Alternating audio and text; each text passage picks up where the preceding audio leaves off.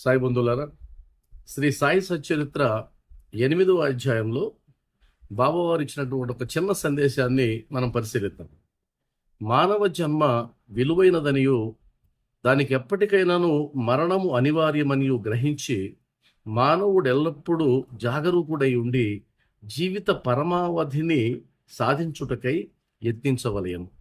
ఏమాత్రమును అశ్రద్ధ గాని ఆలస్యము గాని చేయరాదు. ఇది చూడడానికి సాధారణమైనటువంటి మాటల్లాగానే అనిపిస్తాయి. వాస్తవానికి ఆధ్యాత్మిక మార్గంలో ఉన్నవారికి ఇవి ఒక అమృత గుళికల్లాగా. ఎందుకంటే ఎందుకు భక్తితో ఉన్నాము, ఎందుకు భగవంతుని ఆరాధిస్తున్నాము, అది ఏ రూపమైనా కానీ అని అంటే దానికి ఒక పరమ ప్రయోజనం ఉంది. ఆ ప్రయోజనం ఏంటంటే ముక్తి లేదా మోక్షం. ఈ ముక్తి మోక్షం అన్నది పెద్ద పెద్ద పదాలండి. అంటే కనుక ఆనందంగా జీవించడం, సచ్చిదానందంతో జీవించడం, ఆనందంగా ఈ దేహాన్ని విడిచిపెట్టగలిగేటువంటి మానసిక స్థైర్యాన్ని పొందగలగడం, ప్రశాంతంగా ఉండగలగడం, ఇవైనా కూడా లక్షణాలే. వీటినైనా మనం సాధించగలుగుతున్నామా అనేది మనం గుర్తించాలి. అంటే మొట్టమొదట మనం ఎంతో పుణ్యం చేస్తే కానీ మనిషిలాగా రాలేదు, లేదా మానవ ఉపాధి రాలేదన్నది శాస్త్రాలు చెప్తున్నాయి.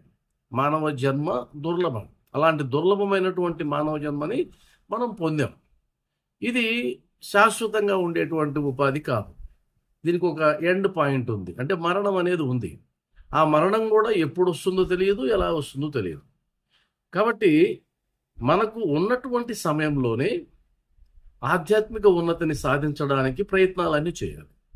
సరే, ప్రయత్నాలన్నీ చేసిన తర్వాత ఒకవేళ మధ్యలోనే చనిపోతే భగవద్గీత ఇటు చెప్తూ ఉంది. ఎందుకంటే ఆధ్యాత్మిక సాధన చేసినటువంటిది ఏది కూడా వృధా కాదు, ఉత్తర జన్మలకి అది ఉపయోగపడుతుంది అని. సరే, దాన్ని తీసి పక్కన పెట్టేద్దాం. నేను వచ్చే జన్మలు లేదా రాబోయే జన్మల గురించి నేను మాట్లాడడం లేదు. ఈ జన్మలో నువ్వేం పొందగలిగావు ఆధ్యాత్మిక మార్గంలో నడిచి అన్నది నా ప్రధానమైనటువంటి అంశం. కాబట్టి ముందుగా ఈ మానవ దేహం యొక్క, మానవ జన్మ యొక్క విలువను గ్రహించామా?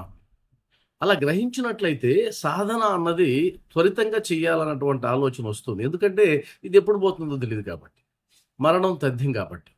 ఎవరికైతే మరణం అనేది ఒకటి ఉంటుంది, అది ఎప్పుడు వస్తుందో తెలియదు, ఈలోగానే నేను ఆధ్యాత్మిక ఉన్నతిని సాధించాలన్నటువంటి తపన ఉంటుందో వారు సమయాన్ని వృధా చేయరు. చాలామందికి అలా ఉండదు అసలు. వాస్తవంగా మీరు గ్రహించినట్లయితే మన కళ్ళ ముందే ఎంతోమంది చనిపోతూ ఉంటారు. మనకు ఒక రోజు వస్తుందో తెలుసు, తెలిసినా కూడా ప్రవర్తనలో తేడా ఏముండదు. ప్రవర్తనలో తేడా అంటే ఏంటి? ఇది అశాశ్వతమైంది కాబట్టి నేను ఈలోగానే దీపం ఉండగానే ఇల్లు చక్కబెట్టుకోవాలి, ఆయువు ఉండగానే ఆధ్యాత్మిక ఉన్నతిని సాధించాలి, మానవ జన్మ విలువైనదని గ్రహించాలి, దీనికి ఒక ఎండింగ్ పాయింట్ ఉందన్నది ఒకటి గ్రహించాలి. ఆలోగా సమయం వృధా కాకుండా ఆధ్యాత్మిక సాధనలు చేయాలి. ఆధ్యాత్మిక సాధనలు ఎందుకు చెయ్యాలి అంటే పుణ్యాన్ని సంపాదించుకొని ఆ పుణ్యం ద్వారా రాబోయేటువంటి జన్మల్లో గొప్ప ఉపాధుల్లోకి వెళ్ళాలనేది నేను మాట్లాడను. నేను ఆలోచించేది ఏంటంటే ఆధ్యాత్మిక మార్గంలో వెళ్ళే క్రమంలో మనలోనే ఒక పరివర్తన వస్తుంది. ఆ పరివర్తన ద్వారా ఈ జీవితాన్ని ఆనందంగా జీవించగలగడం, ప్రశాంతంగా జీవించగలగడం, టెన్షన్ లేకుండా జీవించగలగడం అనేటువంటి స్థితిలోకి మనం వెళ్ళగలిగితే అంతకు మించిన ప్రయోజనం ఏమీ లేదు. అంటే భక్తితో ఉన్నవారికి, భక్తితో లేని వారికి ఏదో తేడా ఉండాలి కదా. ఆ తేడా ఏంటి అంటే భక్తితో ఉన్నవాడు పరమసత్యాన్ని గ్రహించి ఎందుకు వచ్చాం ఈ భూమి మీదకి, ఏం చేస్తున్నాం అనేటువంటి ఆత్మ పరిశీలన చేసుకుంటూ ఇప్పటి వరకు ఎంతవరకు వచ్చాం, ఇంకెక్కడికి చేరుకోవాలి, ఈ ఆలోచనలంతా చేసేవాడు ఆధ్యాత్మికవాది. కాబట్టి ఆస్తికవాదంలో ఉన్నవాళ్ళు, ఆధ్యాత్మిక మార్గంలో ఉన్నవాళ్ళు ఈ దేహాన్ని విలువైనదిగా గ్రహించాలి, ఇది అశాశ్వతమని కూడా గ్రహించాలి, జాగ్రత్తగా ఉండాలి, పరమ ప్రయోజనాన్ని సాధించడానికి ప్రయత్నం చేయాలి. ఏమాత్రమును అశ్రద్ధ కానీ ఆలస్యము కానీ చేయరాదు. తర్వాత చేసుకుందాంలేండి, ఇప్పుడే ఎందుకు, ఈ వయసులో అవసరమా అని అంటుంటాం. వాస్తవానికి వయసులో ఉన్నప్పుడే ఆధ్యాత్మికత అవసరం.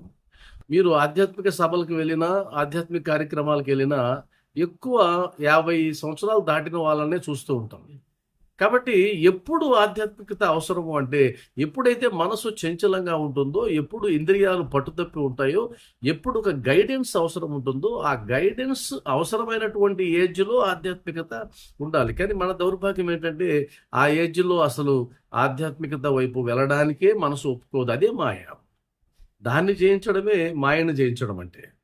అంతా అయిన తర్వాత మీరు భగవంతుడి దగ్గర కూర్చున్నా, సత్సంగాలకు కూర్చున్నా పెద్ద ప్రయోజనం ఏమి లేదు. అందుకనే నేను చెప్తూ ఉంటాను. సత్సంగాలకు వచ్చేటప్పుడు కేవలం మీరే కాకుండా మీ పిల్లల్ని కూడా తీసుకొచ్చే ప్రయత్నం చేయండి.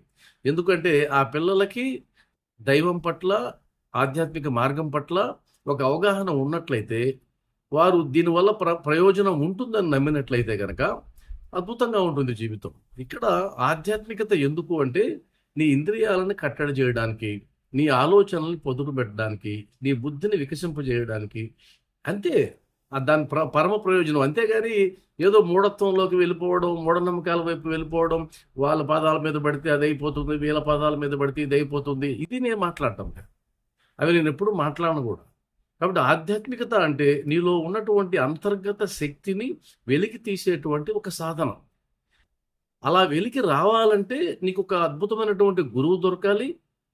ఆ గురువు నీలో ఉన్న అజ్ఞానాన్ని కనిపెట్టి, అజ్ఞానాన్ని పోగొట్టడానికి అవసరమైనటువంటి ఉపదేశాలు ఇవ్వాలి, బోధనలు ఇవ్వాలి. ఆ బోధనలను నువ్వు ఆచరించడం ద్వారా నీలో ఉన్న అజ్ఞానం జ్ఞానంగా మారి, నువ్వు జీవితం యొక్క పరమ ప్రయోజనాన్ని నువ్వు నెరవేరేటట్లుగా, సాధించేటట్లుగా ఆ గురువు చేస్తాడు. మన అదృష్టం బాగుండి బాబా గారు దొరికారు.